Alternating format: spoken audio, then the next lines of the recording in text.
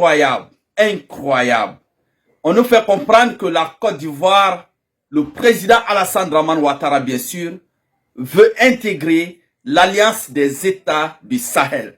Cette nouvelle nous est parvenue aujourd'hui, dimanche 2023, le 10, après juste la conférence des chefs d'État au sein de la CEDEAO à Abuja. Après juste cette assemblée, on nous a fait comprendre que Alassane Dramane Ouattara veut intégrer son pays au sein de l'Alliance des États du Sahel. Et que cela n'est qu'une question de temps. Chers dames, chers messieurs, s'il vous plaît, cette vidéo doit faire le tour du monde. Cette vidéo doit faire le tour du monde. Poussez des cœurs pour cette vidéo et laissez tous vos avis en commentaire. Il y a quelque chose, est-ce que ce n'est pas un piège? Est-ce que ce n'est pas un piège pour déstabiliser l'Alliance des États du Sahel? Partagez-moi cette vidéoconférence parce qu'il faut que nous faisons sortir les dessous de cette information. Oui, c'est ce qu'a dit. Et nous avons même encore retrouvé cela sur la page d'un grand panafricain, Franky Yamsi.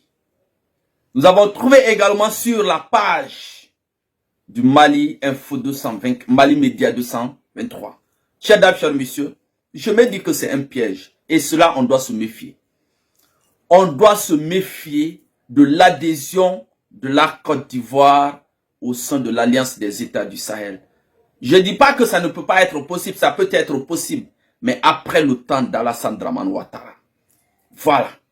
Il faut être très prudent, très prudent. Laissez-moi vos avis en commentaire, s'il vous plaît.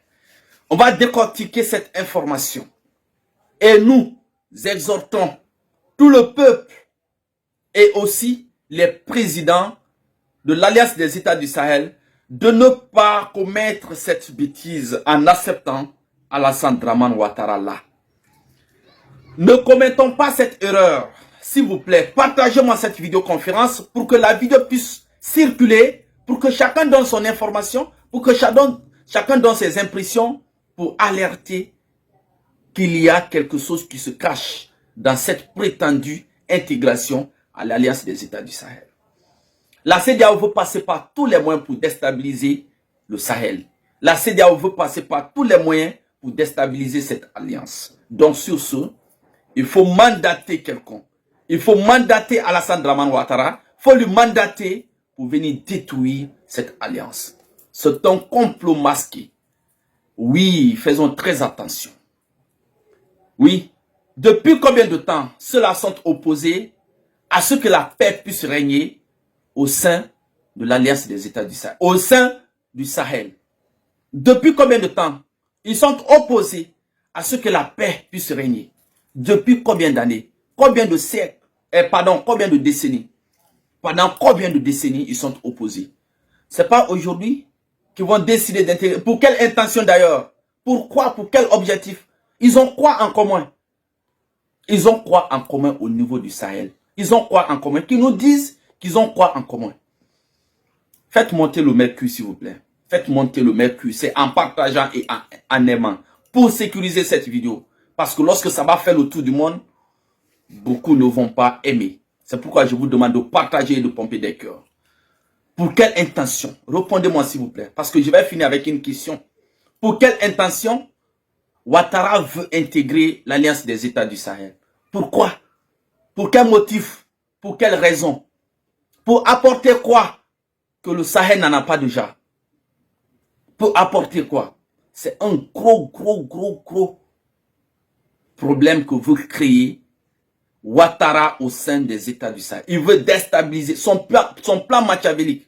Et certes, c'est l'Union européenne, c'est Emmanuel Macron qui lui est ou qui les a donné cette idée. Mais nous sommes là pour décortiquer. Nous sommes là pour informer. Nous sommes là pour alerter les gens par rapport à ça. Nous sommes là pour ça. Et aucun projet machiavélique ne va passer sous nous, sur notre existence. Ça ne sera pas possible parce qu'on ne va jamais accepter ça. On va toujours informer la communauté. On va toujours informer notre peuple pour être toujours sur leur vigilance. Oui, il faut ça. Il faut ça. Il faut ça. Il ne faudrait pas... D'abord, même les 3 États n'ont qu'à se concentrer sur leur objectif.